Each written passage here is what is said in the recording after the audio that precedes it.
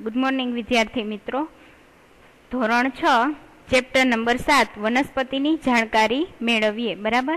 First lecture नी अंदर आपणे छे ए वनस्पतिना विविध भागों विषे अभ्यास करेलो। बराबर के वनस्पतिनी अंदर मूळ, प्रकांड, पर्ण वगैरे आवेला होय छे।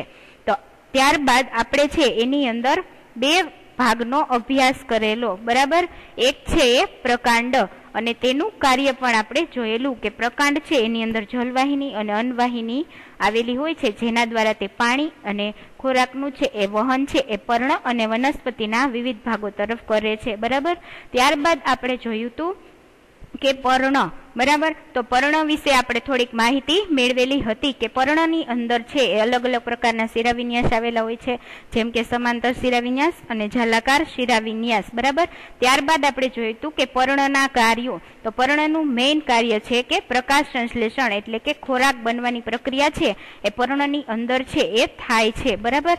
तो हवे आजे आपणे छे ए वनस्पतिना बीजा भाग एटले के मूळ विषे छे ए अभ्यास करीशुं। बराबर। तो टॉपिक नंबर 7.4 मूळ। तो मूळ छे एनुं कार्य शुं छे एना विषे छे आजे आपणे अभ्यास करीशुं। बराबर। हवे अहींया तमने एक आकृति आपेली छे। बराबर। एनी अंदर छे के पहेली अने बूजो छे ए बंने छे छोडने पाणी आपे छे। तो तमारे आकृति जोवानी छे अने कहेवानुं छे के कोण छे ए पर्णने छोड़ने सारी रीते छे ए पाणी आपी रह्युं छे। हवे आपणे विचारीए के पाणी छे आपणे छोड़ने आपीए छीए शा माटे? तो के पाणी छे ए खूब ज अगत्यनुं छे वनस्पतिनी वृद्धि माटे। बराबर। तो हवे आजे आपणे मूळ विषे अभ्यास करीशुं। तो जोईए के छोड़नो कयो भाग जमीनमां होय छे। बराबर। तो के मूळ छे ए जमीननी अंदर आवेला होय छे, एटले छोड़नो जे भाग छे मूळ ए छे जमीननी अंदर आवेलो होय छे। बराबर। तो हवे मूळ विषे वधु आपणे माहिती मेळववा माटे आगळनी छे ए प्रवृत्ति करीशुं। बराबर। प्रवृत्ति नंबर 6 आनी अंदर तमारे शुं करवानुं छे के तमने छे एक आकृति आपेली छे। बराबर। तमारे शुं करवानुं छे के एक ज प्रकारना बे समान निंदण प्रकारना छोड़ खुला मैदान मांथी पसंद करीने तेने खोदीने बहार काढो। हवे आकृतिनी अंदर तमे जोई शको छो के बे छोड़ छे ए अलग अलग प्रकारना छे। हवे कुंडा एनी माटीमांथी बे मांथी एक छोड़ने मूळ साथे वावो। बराबर। हवे कुंडा एनी अंदर जे छोड़ छे एने तमारे मूळ साथे वाववानो छे। एवी ज रीते कुंडाबीनी अंदर जे छोड़ छे एनुं मूळ कापीने तेने कुंडाबीनी अंदर वाववानुं छे। बराबर। हवे नियमित रीते बंने छोड़ने पाणी आपो। बराबर। कारण के पाणी छे खूब ज अगत्यनुं छे छोड़नी वृद्धि अने विकास माटे। बराबर। तो एने एक अठवाडिया बाद बंने छोड़नुं अवलोकन करो। हवे तमारे आ बंने कुंडा छे एनी अंदर जे छोड़ वावेला छे एनुं अठवाडिया बाद छे अवलोकन करवानुं छे। तो तमने शुं जोवा मळशे? तो के मूळवाळा छोड़नो विकास सारी रीते थयेलो छे, ज्यारे मूळ वगरनो छोड़ छे ए अविकसित छे। बराबर। तमे जोई शको छो के मूळवाळो छोड़ छे एनो विकास छे ए सारी रीते थई शके छे। बराबर। ज्यारे मूळ वगरनो छोड़ छे एनो विकास सारो छे ए थतो नथी। आना उपरथी आपणे शुं साबित करी सकीए के छोड़ना तंदुरस्त विकास माटे मूळ छे ए खूब ज अगत्यनुं छे। बराबर। कारण के मूळ द्वारा छे पाणीनुं खनिज क्षारोनुं वहन छे ए प्रकांड मार्फते पर्णो अने विविध भागो सुधी थाय छे, जेनाथी छोड़नी वृद्धि थाय छे। तो आ प्रवृत्ति उपरथी आपणे एवुं कही सकीए के छोड़ना तंदुरस्त विकास माटे मूळ जरूरी छे। बराबर। तो आ थई मूळनी वात। त्यारबाद आपणे जोईए प्रवृत्ति नंबर 7। एनी अंदर तमारे शुं करवानुं छे के छे आकृतिनी अंदर तमे जोई शको छो। बराबर। के 2 वाटकी लो, बंनेमां भीનું રૂ મૂકો। बराबर। तो तमारे छे 2 वाटकी लेवानी छे अने एना तळियामां पाणीथी भीનું करेલું રૂ મૂકવાનું છે। ત્યારબાદ શું કરવાનું છે? તો કે એક વાટકીમાં ચણાના 3-4 દાણા અને બીજી વાટકીમાં તેટલા જ મકાઈના દાણા મૂકો। બરાબર। હવે વાટકી એકની અંદર 3-4 દાણા ચણાના અને બીજી વાટકીમાં 3-4 દાણા છે મકાઈના મૂકવાના છે। હવે જ્યાં સુધી ફણગાવેલા બીજનો વિકાસ થઈને બાળ છોડ થઈ જાય ત્યાં સુધી દરરોજ પાણી છાંટીને રૂને ભીનું રાખો। બરાબર। હવે તમે જે ચણા અને મકાઈ છે એ વાટકીમાં મૂકેલા એને તમારે દરરોજ છે પાણી છાંટીને રૂને છે સુકાવા દેવાનું નથી, એને ભીનું રાખવાનું છે। ત્યારબાદ 1 અઠવાડિયા બાદ બંને બાળ છોડને રૂથી અલગ કરવા પ્રયત્ન કરો. હવે તમે 1 અઠવાડિયા સુધી સતત છે કોઈ પણ બીજ છે એને તમે પાણી આપો તો એનું શું થાય છે તો કે અંકુરણ થાય છે અને બીજનો વિકાસ થઈને બાળછોડ બને છે. બરાબર. હવે તમારે શું કરવાનું છે કે આ જે બાળછોડ છે એને તમારે રૂથી અલગ કરવાના છે. તો એ શું રૂથી અલગ થશે તો કે અવલોકન જોઈએ તો કે છોડના મૂળને રૂથી સહેલાઈથી દૂર કરી શકાતા નથી. શા માટે તો કે મૂળ વનસ્પતિને જમીનમાં મજબૂતાઈથી પકડી રાખે છે. બરાબર. તો આ ઉપરથી આપણે એવું કહી શકીએ કે વનસ્પતિનું આધારભૂત એકમ કયું છે તો કે મૂળ છે. તો આ પ્રવૃત્તિ ઉપરથી આપણે એવું સાબિત કરી શકીએ કે મૂળ છે એ વનસ્પતિનો એક અગત્યનો ભાગ છે. બરાબર. ત્યારબાદ મૂળનું એક બીજું કાર્ય શીખવા માટે આપણે આગળની પ્રવૃત્તિ જોઈએ. પ્રવૃત્તિ નંબર 8. તો એની અંદર શું કરવાનું છે કે આગળની પ્રવૃત્તિ 7 ની અંદર તમે છે જે બાળછોડ ઉગાડેલા હતા બરાબર એનું છે એ તમારે છે રૂમાંથી અલગ કરીને રૂમાંથી બહાર કાઢેલા ચણાના બાળછોડના મૂળનું બારીકાઈથી નિરીક્ષણ કરો. બરાબર. હવે આકૃતિ એની અંદર છે તમને મકાઈનું છે એ બીજ છે એનું મૂળ આપેલું છે અને આકૃતિ બી ની અંદર ચણાના બાળછોડનું મૂળ છે. બરાબર. પછી રૂમાંથી બહાર કાઢેલા મકાઈના બાળછોડને જુઓ. બરાબર. હવે આપણે આકૃતિની અંદર ક્લિયરલી જોઈ જ શકીએ છીએ કે આ છે મકાઈનું બાળછોડનું મૂળ છે અને આ ચણાના બાળછોડનું મૂળ છે. તો આના ઉપરથી શું અવલોકન કરી શકીએ તો કે ચણાના છોડના મૂળ અને મકાઈના છોડના મૂળ અલગ જણાય છે. તમે જોઈ શકો છો કે આ છે મકાઈનો બાળછોડનું મૂળ છે એ એકદમ સીધું છે. બરાબર. એની અંદર અલગ અલગ બ્રાન્ચીસ છે આવેલી નથી. જ્યારે ચણાના બાળછોડની અંદર અહીંયા તમે જોઈ શકો છો કે અલગ અલગ પ્રકારની બ્રાન્ચીસ એટલે કે શાખાઓ છે એ આવેલી હોય છે. તો આના ઉપરથી શું સાબિત થાય કે ચણાના છોડના મૂળ અને મકાઈના છોડના મૂળ અલગ અલગ હોય છે. આમ મૂળ છે એ 2 પ્રકારના છે. તો આના ઉપરથી આપણે સાબિત કરી શકીએ કે મૂળ છે એ કેટલા પ્રકારના છે તો કે 2 પ્રકારના. આ થઈ મૂળની ત્રીજી વાત. હવે આપણે આગળની પ્રવૃત્તિમાં જોઈએ કે કયા કયા પ્રકારના છે એ મૂળ છે એ વનસ્પતિની અંદર છે એ આવેલા હોય છે. બરાબર. હવે આકૃતિને તમારે છે એ ધ્યાનથી જોવાનું છે. આની અંદર તમારે શું કરવાનું છે કે આકૃતિની એની અંદર છે તમને એક છોડ આપેલો છે એના મૂળ જોવાના છે. ત્યારબાદ આકૃતિ બી ની અંદર તમને એક છોડ આપેલો છે એના મૂળ જોવાના છે. બંનેના મૂળ જોઈ તો તમને કાંઈક અલગ ડિફરન્સ જોવા મળે છે. તો કે શું કરવાનું છે તો કે જ્યાં જુદા જુદા પ્રકારના નીંદણના છોડ ઉગતા હોય તેવા ખુલ્લા મેદાનમાં જાઓ. બરાબર. તેમાંથી થોડાક નીંદણના છોડને ખોદીને બહાર કાઢો. પાણીથી તેના મૂળ ધોઈને તેનું અવલોકન કરો. બરાબર. તો તમારે શું કરવાનું છે ખુલ્લા મેદાનમાં જઈને નીંદણના છોડ છે એને લઈ આવવાના. બરાબર. ત્યારબાદ એને પાણીથી ધોઈને તમારે આકૃતિમાં દર્શાવ્યા મુજબ છે એનું અવલોકન કરવાનું છે. હવે આકૃતિ એ જેવા મૂળ ધરાવતા છોડના પર્ણનો શિરા વિન્યાસ કયા પ્રકારનો છે એ તમારે જોવાનું છે. બરાબર. તો આ આકૃતિ એ છે એના પર્ણનો શિરા વિન્યાસ આપણે છે પર્ણ ટોપિક લીધો ત્યારે આપણે જોયું હતું. બરાબર. તો કે આકૃતિ એના પર્ણ છે એની અંદર છે એ ઝાલાકાર પ્રકારનો શિરા વિન્યાસ છે. ત્યારબાદ આકૃતિ બી ની અંદર તમે જોયું હતું કે પર્ણની અંદર કેવો શિરા વિન્યાસ છે તો કે સમાંતર શિરા વિન્યાસ છે. બરાબર. તો આના ઉપરથી આપણે શું સાબિત કરી શકીએ કે જે પર્ણની અંદર ઝાલાકાર શિરા વિન્યાસ છે એના મૂળ છે એ કેવા હોય છે તો કે સોટી મૂળ.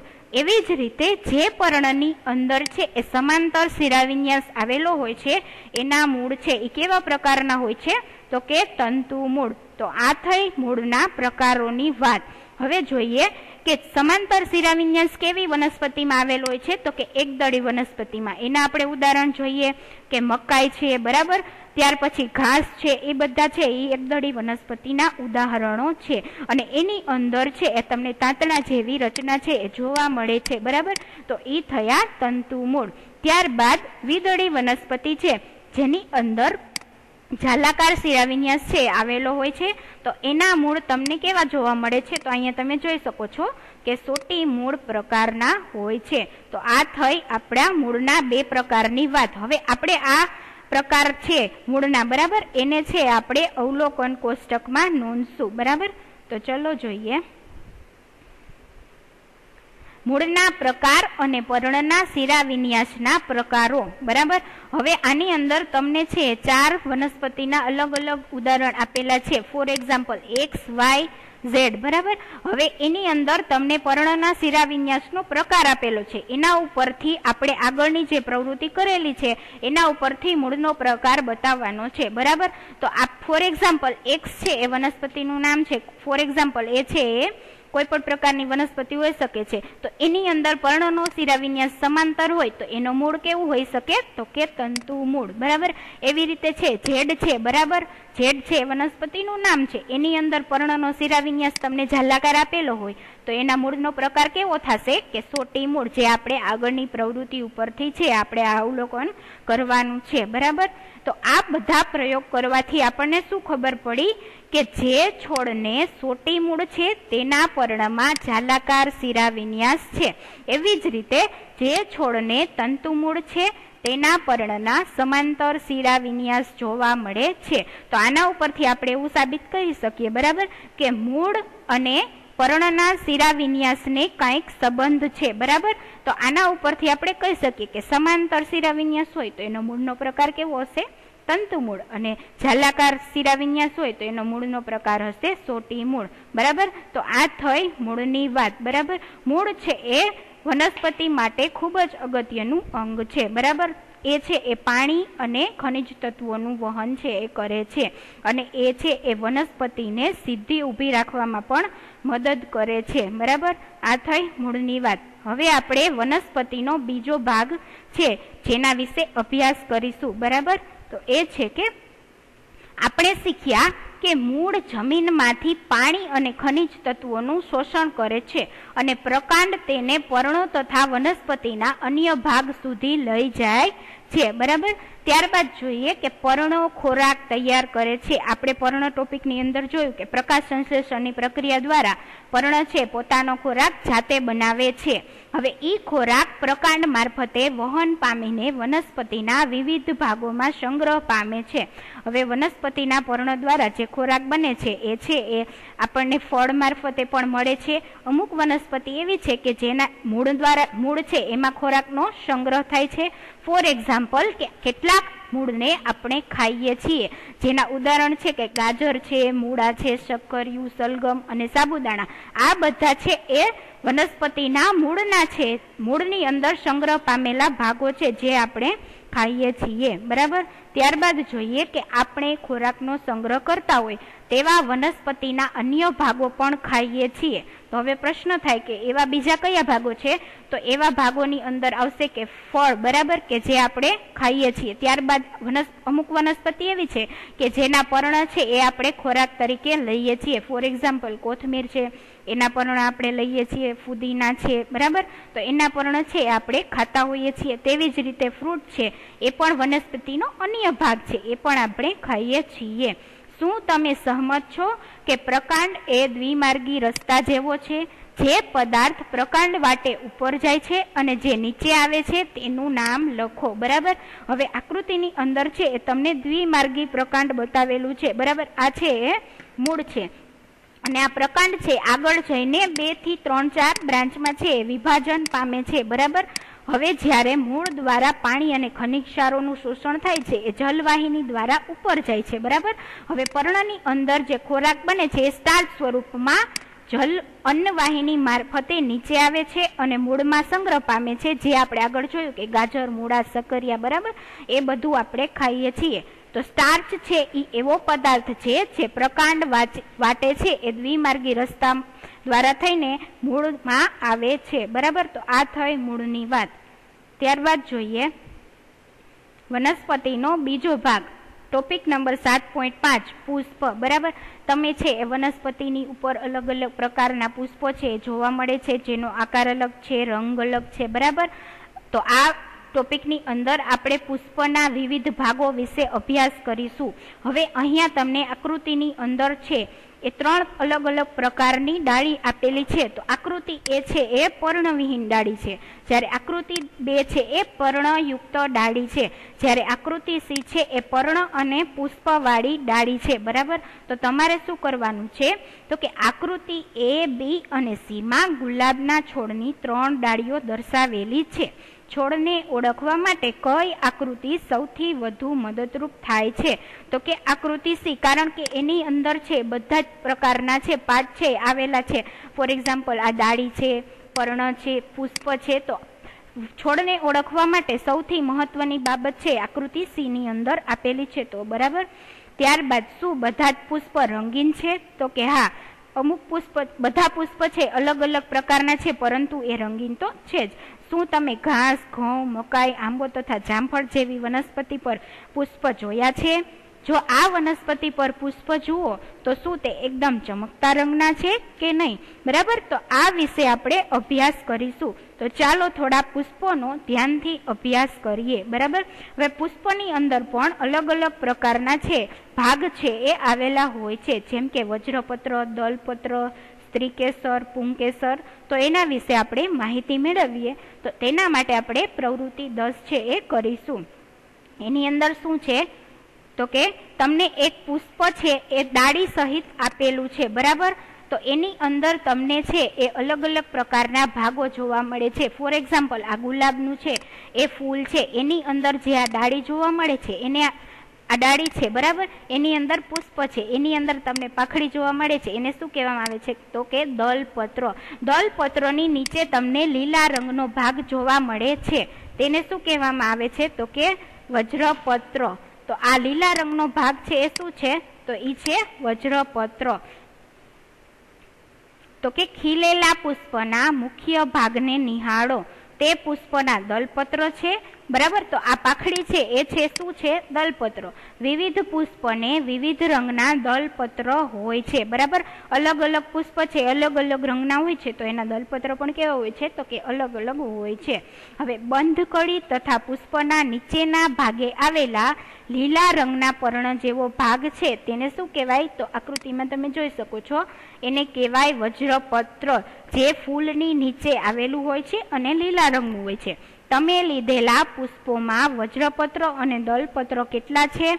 શું તેઓ એકબીજા સાથે જોડાયેલા છે કે નહીં તેનો અભ્યાસ કરો. ત્યારબાદ દલપત્ર અને વજ્રપત્રના રંગ કેવા છે તેની પણ નોંધ કરો. બરાબર. તો આગળ જોઈએ. આની અંદર તમને પુષ્પના છે એ અલગ અલગ ભાગો છે એ આપેલા છે. તો આની અંદર શું કરવાનું છે તો કે દલપત્રોને કાપીને પુષ્પના અંદરના ભાગોને જુઓ. હવે કોઈ પણ પુષ્પ લ્યો, એની પાંખડી છે બરાબર, એ તમારે કટ કરી નાખવાની છે, તો તમને અંદર છે એ આવી રચના છે એ જોવા મળશે. બરાબર. તો એ શું છે તો કે પુષ્પના અંદરના વચ્ચેના ભાગમાં આવેલ સ્ત્રીકેસરને જુઓ. બરાબર. આ છે એ સ્ત્રીકેસર છે. સ્ત્રીકેસર છે એ વનસ્પતિનો એક ભાગ છે પુષ્પનો. બરાબર. એવી જ રીતે આ છે એ શું છે એ કે ઈ છે એ પુંકેસર છે. બરાબર. તેની આજુબાજુ પુંકેસર છે તે જુઓ, તે પાતળા તંતુ જેવો અને ઉપર ગાદી જેવો ભાગ છે. બરાબર. હવે વનસ્પતિના પુષ્પની અંદરની ભાગમાં શું આવેલું હોય છે તો કે સ્ત્રીકેસર અને પુંકેસર. એના વિશે આપણે આગળ વધુ માહિતી મેળવીએ. બરાબર. તો કે સ્ત્રીકેસર છે એ નીચેના ભાગે કેવો હોય છે તો કે ફૂલેલો હોય છે, જે તમે જોઈ શકો છો, અને ઉપરના ભાગે છે એ પાતળી નળી જેવું હોય છે. ત્યારબાદ છે પુંકેસર છે એ કેવું હોય છે તો કે તંતુમય હોય છે. બરાબર. તો આ થયા પુષ્પના સ્ત્રીકેસર અને પુંકેસરની વાત. હવે ત્યારબાદ જોઈએ, આ છે એ પુંકેસરના ભાગો છે. બરાબર. પુષ્પની અંદર આપણે જોયું કે સ્ત્રીકેસર અને પુંકેસર આવેલા હોય, તો આ થયા પુંકેસરના ભાગો, જેની અંદર બે પાર્ટ છે. એક છે એ છે તંતુ. બરાબર. જે પાતળી નળી જેવા હોય છે, અને ઉપરનો જે ફૂલાયેલો ભાગ છે એને આપણે શું કહી શકીએ તો કે પરાગાશય. આ થયા પુંકેસરના મહત્વના બે ભાગ. ત્યારબાદ જોઈએ સ્ત્રીકેસરના ભાગો. હવે સ્ત્રીકેસરની અંદર મુખ્યત્વે 3 ભાગો આવેલા હોય છે. સૌપ્રથમ જે તમે ઉપર જોઈ શકો છો એ છે પરાગાસન. ત્યારબાદ જોઈએ કે એક પતલી નળી જેવો છે એ આકાર છે એ તમે જોઈ શકો છો, એને શું કહેવામાં આવે છે તો કે પરાગવાહિની. અને સૌથી અંદરનો જે ફૂલેલો નીચેનો ભાગ આપણે જોયો તો એને કહેવામાં આવે છે બીજાશય. હવે જ્યારે પુષ્પની અંદર પરાગનયનની પ્રક્રિયા થતી હોય ત્યારે પરાગરજ છે એ પરાગાસન ઉપર આવે છે, બરાબર. પરાગાસન દ્વારા એ પરાગવાહિનીમાંથી પસાર થઈને બીજાશયને મળે છે અને ત્યાં ફલનની પ્રક્રિયા થઈને આપણને એક બીજાંડ છે એ મળે છે અને એનામાંથી આપણે જે ફ્રૂટ ખાઈએ છીએ એનું છે એ નિર્માણ થાય છે, બરાબર. તો સ્ત્રીકેસર અને પુંકેસર છે એ વનસ્પતિના અગત્યના ભાગો છે. ત્યારબાદ જોઈએ પુષ્પનું અવલોકન. હવે આપણે આગળ આકૃતિ કરેલી, બરાબર. તો એના ઉપરથી તમને 3-4 છે પુષ્પના નામ આપેલા છે કે ગુલાબ છે તો એની અંદર દલપત્રની સંખ્યા કેટલી છે અને એનો રંગ કેવો છે એ તમારે જોવાનું છે. ત્યારબાદ વજ્રપત્રની સંખ્યા અને રંગ જોવાનું છે. શું વજ્રપત્રો જોડાયેલા છે કે જુદા જુદા? પુંકેસર છે તે મુક્ત છે કે પાખડી સાથે જોડાયેલા? ત્યારબાદ જોવાનું છે કે સ્ત્રીકેસર છે હાજર છે કે નહીં, બરાબર. તો ગુલાબની અંદર શું છે તો કે એનો રંગ છે એ વધારે ગુલાબી છે. એની અંદર વજ્રપત્રની સંખ્યા કેટલી છે તો કે 5. વજ્રપત્ર કયા? એટલે કે પુષ્પની નીચે જે લીલા રંગના હોય એનો કલર કેવો હોય? હંમેશા લીલો, બરાબર. અને એની અંદર વજ્રપત્રો છે કેવા છે તો કે જુદા જુદા, જોડાયેલા નથી હોતા. તમે ગુલાબનું ફૂલ લઈને જોઈ શકો કે પાંદડી છે એકબીજાથી અલગ અલગ હોય છે. તેવી જ રીતે પુંકેસર છે એ કેવું છે તો કે મુક્ત અને સ્ત્રીકેસર હંમેશા હાજર જ હોય, બરાબર. એવી રીતે બીજા તમને 3 ઉદાહરણ આપેલા છે એનું પણ માહિતી છે તમે કોષ્ટકની અંદર આપેલી છે તે તમે જોઈ શકો છો. તો આના ઉપરથી શું સાબિત કરી શકીએ તો કે પુષ્પના મુખ્ય ભાગો વજ્રપત્ર, દલપત્ર, પુંકેસર અને સ્ત્રીકેસર છે. દરેક પુષ્પમાં તેની સંખ્યા છે એ જુદી જુદી હોય છે, બરાબર. તો આ થઈ આપણા પુષ્પની વાત. હવે ત્યાર પછીની પ્રવૃત્તિ છે પુષ્પનો અલગ ભાગ છે બીજાંડ, બરાબર. એના વિશે આપણે માહિતી મેળવીએ. તો એના માટે આપણે પ્રવૃત્તિ નંબર 11 છે એ કરીશું. એની અંદર તમારે શું કરવાનું છે તો કે પુષ્પના બીજાશયની રચના શીખીએ, બરાબર. કે તે સ્ત્રીકેસરનો એકદમ નીચેનો ફૂલેલો ભાગ છે. આપણે આગળ જોયું હતું બીજાશય, બરાબર.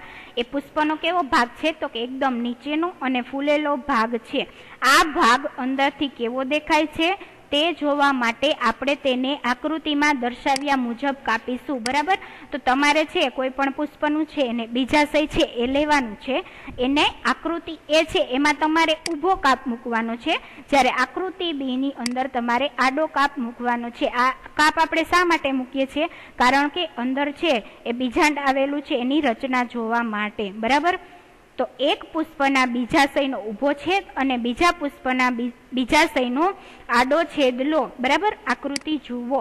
ત્યારબાદ છે એને તમારે એનું અવલોકન કરવાનું છે. તો એની અંદર તમને શું જોવા મળશે તો કે જ્યારે તમે ઊભો છેદ અને આડો છેદ લ્યો છો તો પુષ્પની અંદર છે તમને બીજાંડ જોવા મળે છે, બરાબર.